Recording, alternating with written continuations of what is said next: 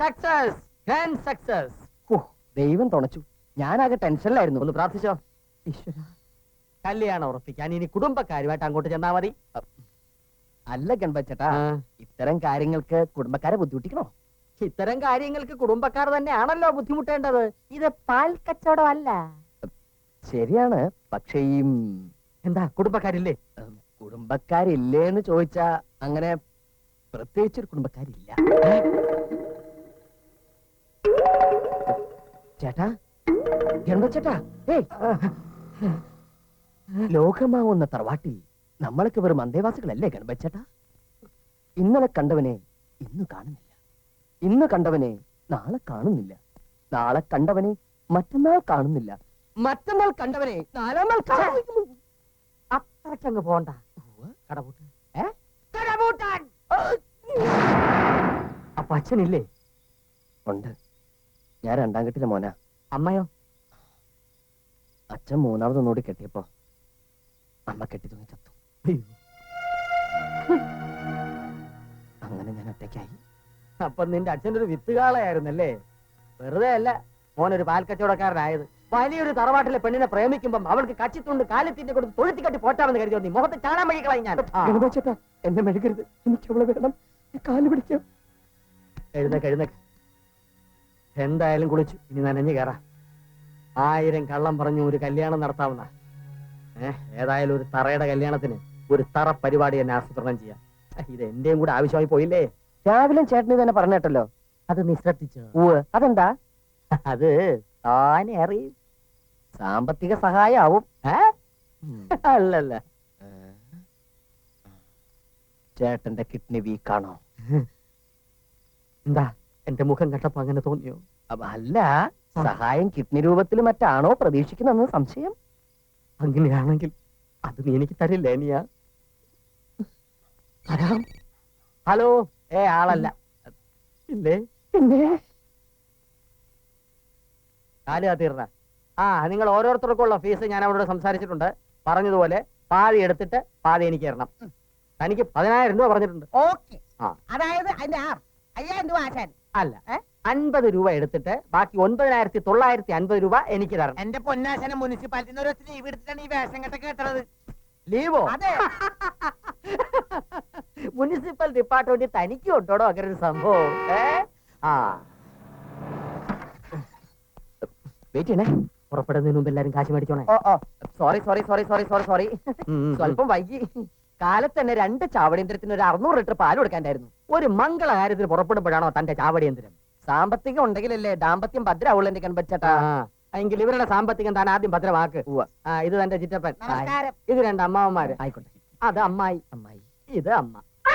അയ്യേ, ഇതാണ് എന്റെ അമ്മ. എന്താ ഒരു ഐശ്വര്യമുള്ള ഒരു അമ്മ കിട്ടില്ലേ കൺപച്ചേട്ടാ? ആ തള്ളയുടെ മുഖത്തൊക്കെ ഒരുമാതിരി ഐശ്വര്യമില്ലാത്ത ഒരു ദാരിദ്ര്യം പിടിച്ച ലുക്ക്. ശരിയല്ല. നീ ആര് തമ്പുരാൻ കുട്ടിയോ? ആ മോന്തക്ക് ഇതൊക്കെ മതിയടാ. അവന്റെ ഒരു സൗന്ദര്യബോധം. ഞാൻ എലിസബത്ത് രാജ്ഞിയെ ഫോൺ വിളിച്ച് ചോദിച്ചു, 5000 രൂപയ്ക്ക് നിന്റെ തള്ളയാ അവർ വരൂല്ലെന്ന്. എടാ ചക്കാ, നീ ആരാന്നാ നിന്റെ വിചാരം? അവന്റെ ഒരു നോട്ടം കണ്ടില്ലേ? ഒരുമാതിരി കുട്ടിത്താകാന്തിനെ പോലെ. ഐശ്വര്യം ഇല്ലാത്രേ അവന്റെ അമ്മ. കൂടുതൽ ഉക്ലേശം കാണിക്കല്ലേ? ക്ഷമിക്കേ. സ്വന്തമായിട്ടൊരു തൊഴുത്തു പോലും ഇല്ലാത്തൊരു കാളക്കുട്ടിയല്ലേ നീ? കൂടെ വരുന്ന പശുക്കളുടെ ചാണകമൂത്രം നീ എന്തിനാ നോക്കണേ? മര്യാദക്ക് കാശ് കൊടുത്ത് സെറ്റിൽ രാഹുലത്തിന് പരിപാടി തുടങ്ങാനുള്ളതാ. എന്നാലും ഗണപച്ചേട്ടാ വൃത്തി അഡ്ജസ്റ്റ് ചെയ്യടേ. പിന്നെ ആളാകാതെ. പാല് വിറ്റ് കാശുള്ളോണ്ടായില്ല, പെരുമാറാനും പഠിക്കണം. ക്ഷമിക്കണം അമ്മേ. പശുക്കൾ പല നിറം, പാൽ ഒരു നിറം എന്നാണല്ലോ ഗുൽബർ യാദവ് പറഞ്ഞിരിക്കുന്നത്. ഈ അവിഞ്ഞ തള്ള.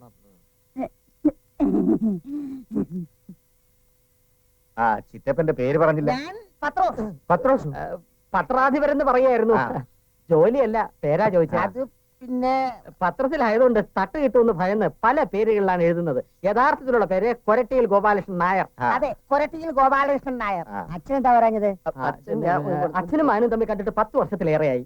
10 വർഷം? അതെ, വലിയൊരു പാൽ വ്യവസായിയായ പങ്കുണ്ണി നായരായിരുന്നു ഇവന്റെ അച്ഛൻ. അറുത്ത കൈക്ക് ഉപ്പ് കഴിക്കാത്ത ലുബ്ധനോട് ഇവൻ SSLC പാസ്സായ ഉടനെ സ്വയം തൊഴിൽ കണ്ടെത്താൻ വേണ്ടി കുറച്ച് കാശ് ചോദിച്ചു. അയാൾ കൊടുത്തില്ല. അന്ന് നൈറ്റിൽ തൊഴുത്തി കയറി ഒരു ജേഴ്സി പശുവിനെ അടിച്ചുകൊണ്ട് പോന്നു. പിന്നെ അങ്ങോട്ട് കയറിയിട്ടേ ഇല്ല.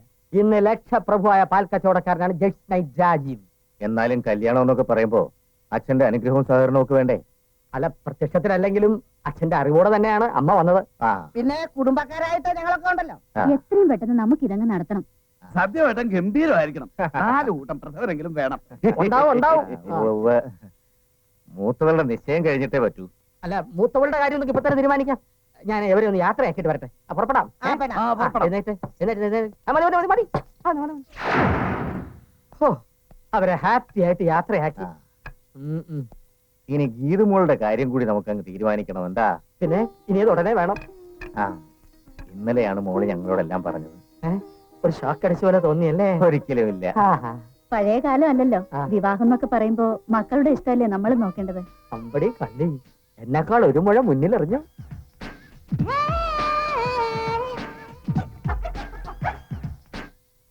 എനിക്ക് വിശ്വാസമുണ്ട്, ഈ അച്ഛനും അമ്മയ്ക്കും അനിഷ്ടമായതൊന്നും എന്റെ മക്കൾ ആഗ്രഹിക്കില്ലെന്ന്. അതുകൊണ്ട് ഇഷ്ടമാണെന്ന് പറഞ്ഞപ്പോ ഞങ്ങളും ഒന്ന് സമ്മതിച്ചു. ഓഹോ, God is great. ചെക്കന്റെ ഫോട്ടോ കയ്യിലുണ്ടത്രേ. സുന്ദരനാ. മോളെ, ഫോട്ടോ ഗണപതിയെ കാണിക്കും. എന്റെ ഫോട്ടോ എന്നെ തന്നെ കാണിച്ച് പരീക്ഷിക്കണോ അമ്മയ്യച്ച?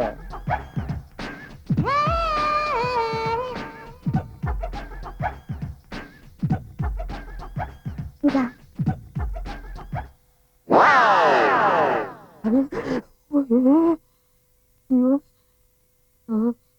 കഥകളൊക്കെ കേട്ടപ്പോ സഹതാപം തോന്നി. മുനിസിപ്പൽ ഓഫീസിൽ ഉയർന്ന ഉദ്യോഗം, പക്ഷെ ആരുമില്ല. അന്യം നിന്ന തറവാട്ടിലെ ഏക സന്തതി. ഓലോത്തെ കുട്ടിയത്രേ. ഓലോത്തല്ല, കൊട്ടാരത്തിലെ കുട്ടിയാണെന്ന് പറയായിരുന്നു. ഗണപതിക്ക് അറിയോ ഇയാളെ? ഈ ലോകത്ത് എനിക്ക് അവനെ മാത്രമേ അറിയാവൂ. എങ്കിൽ സൗകര്യായി. എനിക്ക് സൗകര്യമായി. ഇപ്പൊ തന്നെ ഇവനെ കയ്യോടെ പിടിച്ചോണ്ട് വരാം. എന്നിട്ട് ഭാവി കാര്യങ്ങള് നമുക്ക് കൂട്ടായി തീരുമാനിക്കാം. ഇതെങ്ങോട്ടാ എന്നെ പിടിച്ചു വലിച്ചോണ്ട് പോകുന്നത്? ഇങ്ങോട്ട് വാടാ. കാര്യം എന്താന്ന് വെച്ചാ പറ. ഗണപതിച്ചേട്ടാ, എന്താ കാര്യം? ഇവനെ ഇപ്പൊ കല്യാണം കഴിപ്പിക്കാൻ പോവാ. അയ്യേ, ഈ കോലത്തിലാ? ആ കോലോത്ത കുട്ടി ഈ കൊല്ലത്തിൽ കെട്ടിയാ മതി. ആണോ ഉണ്ടോടാ നിനക്ക്? അയ്യാ, തമ്പുരാൻ കുട്ടിയല്ലേ, നാളെ രാജ്യം ഭരിക്കാൻ പോകുന്ന ക്ഷത്രിയൻ. വാടാ, എന്റെ പള്ളിക്കെട്ട് അക്ഷരം. അതായത് ഗണപതിച്ചേട്ടാ, ആക്ച്വലി എന്താ ഉണ്ടായത്? എടാ, ഈ തെണ്ടി എന്നെ ആപ്പ് കയറ്റി. ആ യവൻ. ഇങ്ങോട്ട് വാടാ. അവിടുന്ന്. ഇല്ല, ഞാൻ വരില്ല. എനിക്കറിയാം എവിടേക്കാ കൊണ്ടുപോകുന്നത്. ആഹാ, അപ്പൊ നിനക്ക് അറിയാം. മര്യാദക്ക് എന്നോടൊപ്പം വന്നില്ലേ നിന്നെയും പീസ് ആക്കൂടാ. ഇങ്ങോട്ട് വാടാ.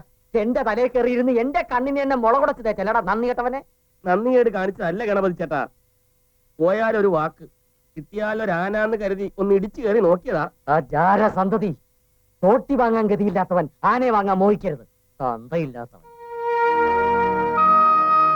അപ്പൊ നീ എന്നോടൊപ്പം വരില്ല? വരില്ല. ഉറപ്പാണോ? ഉറപ്പ്. എങ്കിൽ ഈ കൊലച്ചതയ്ക്ക് ഞാൻ കോക്കയിലടിച്ച് തിരിച്ചെത്തും. രാത്രി കൃത്യം 8 മണിക്ക്. അതിനു മുമ്പ് നീ ഈ സ്ഥലം വിട്ടിരിക്കണം. ഈ വീട്ടിൽ നിന്ന് മാത്രമല്ല, ഈ നാട്ടിൽ നിന്നും. ഇല്ലെങ്കിൽ ഈ ഗണപതി ആരാണെന്ന് നീ അറിയണം. അറിയാതിരിക്കുന്നു ഒരു പെൺബ്രോക്കർ.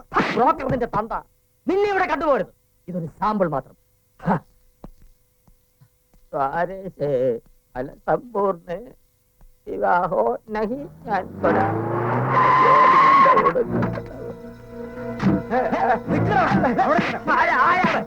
ഞാൻ മറ്റേ കൊന്നുകളെ.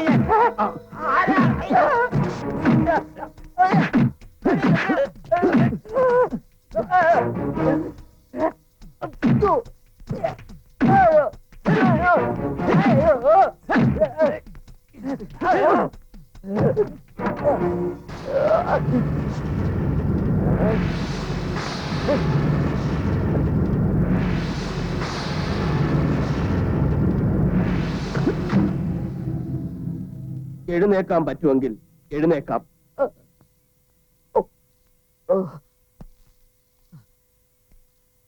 തല്ലാൻ ഞാനാണ് ആജ്ഞാപിച്ചത്. ഞാൻ ആരാണെന്നറിയുമോ? തല്ല് കോൺട്രാക്ടറാണോ? അല്ല, മണ്ണൂര് മാധവമേനോൻ, സതീന്ദ്രന്റെ അച്ഛൻ. സതീന്ദ്രന്റെ അച്ഛനോ? അതെ. ഒരു ദുർബല നിമിഷത്തിൽ അടുക്കളക്കാരിയോട് എനിക്ക് തോന്നിയ ഒരു മമത, അതാണ് സതീന്ദ്രൻ. വണ്ടർഫുൾ. വെളിച്ചത്ത് എനിക്ക് ഇറങ്ങി നടക്കാൻ പറ്റില്ല. അതാണ് എന്റെ ദുർവിധി. മാലക്കണ്ണാണോ? മാലയുമല്ല, കമ്മലുമല്ല. പോലീസിന്റെ ഭാഷയിൽ പറഞ്ഞാൽ പിടികിട്ടാ പുള്ളി. 4 പേരെ കൊന്ന കൊലയാളി. എന്റെ ജീവിതം എന്നും ഒളിവിലാണ്. ഇന്നലെ അവൻ എന്നെ വന്ന് കണ്ടു. പൊട്ടിക്കരഞ്ഞുകൊണ്ട് ചോദിച്ചു, എന്തിനാണച്ചാ എന്നെ ജനിപ്പിച്ചതെന്ന്. എന്റെ മോന്റെ മുന്നിൽ തല കുനിച്ചു നിന്നല്ലാതെ ഒരക്ഷരം ഉരിയാടാൻ എനിക്ക് കഴിഞ്ഞില്ല. അവനെ പോലെ തന്നെ മുടന്തനായ മറ്റൊരു ജാരസന്തതി കൂടി എനിക്കുണ്ട്. ആ ഞൊണ്ടിയെ ഞാൻ കണ്ടു. ഞാൻ അവനെ കണ്ടിട്ടേയില്ല. പിന്നെ മുടം തൊണ്ടെന്ന് പറഞ്ഞതോ? അവന്റെ തള്ള പറഞ്ഞു. ആഹാ, അവളും മുടന്തിയ. അയ്യോ, മുടന്തിയോട് എനിക്ക് തോന്നിയ ഒരു മമത, അതാണ് യതീന്ദ്രൻ. അതും വണ്ടർഫുൾ. രണ്ട് ജാരസന്തതികളിൽ എന്തുകൊണ്ടും യോഗ്യനാണ് എന്റെ സതീന്ദ്രൻ. അവന്റെ മനസ്സൊന്നു നൊന്താൽ, നോവില്ല, ഒരിറ്റ് കണ്ണുനീര് വീണാൽ, വീഴില്ല, വീഴില്ല. ശരി, ഒരു പ്രധാന കാര്യം കൂടി. ഈ നാട്ടിലെ നമ്പർ 1 ബ്രോക്കറാണല്ലോ താൻ. ബ്രോക്കറോ? ബ്രോക്കറാണ്. അവനൊരു പെണ്ണിനെ ഇഷ്ടപ്പെടുന്നുണ്ട്. ഒരാഴ്ചക്കുള്ളിൽ അവരുടെ കല്യാണം താൻ നടത്തി കൊടുക്കണം. എന്താ? അത് വേണോ? വേണം.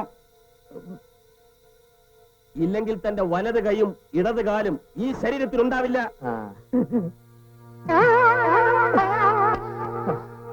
ദൂരങ്ങൾ താണ്ടിയ സൗഹൃദം ചെയ്യുന്നതേ ഈ മണ്ണൂര് മാധവമേനോൻ പറയാറുള്ളൂ, പറയുന്നതേ ചെയ്യാറുള്ളൂ. Mind it. Come on.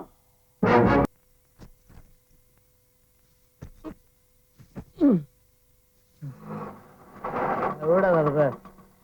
എത്ര? സാറിന്ന് ഒരുപാട് കുടിച്ചല്ലേ? ഞാൻ വീണ്ടും അടിച്ചതാ. എന്റെ സാഹചര്യങ്ങൾ അങ്ങനെ ആയിപ്പോയി.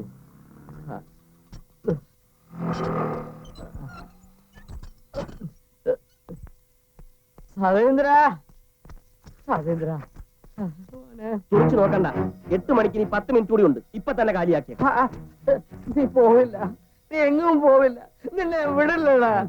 കുടിക്കാതെ ഓരോന്ന് പറയും, കുടിച്ചു കഴിഞ്ഞാൽ മാറ്റി പറയും. മാറുന്നില്ല, എനിക്ക് പോയാ പറ്റും. മോനെ സതീന്ദ്ര, നീ പോയാ എന്റെ വലത് കൈയും ഇടത് കാലും നഷ്ടപ്പെട്ടതുപോലെയാണ് എനിക്ക്. സത്യമുണ്ട. നോക്കിയേ, നിന്റെ കിണറ് വെച്ചിട്ട് പിന്നെ ഇങ്ങനെ ഇങ്ങനെ നടക്കേ. നീ ഒരു കാര്യം മനസ്സിലാക്കണം. ശത്രു എത്ര ദുഷ്ടനായാലും ക്രൂരനായാലും വിശക്കുമ്പോ ഭക്ഷണം കൊടുക്കണം, ദാഹിക്കുമ്പോ കുടിവെള്ളം കൊടുക്കണം. വേണ്ടി സത്യത്തിന നീ ശത്രുത മറന്ന് ഗീതൂട്ടിയെ തന്നെ കല്യാണം കഴിക്കണം.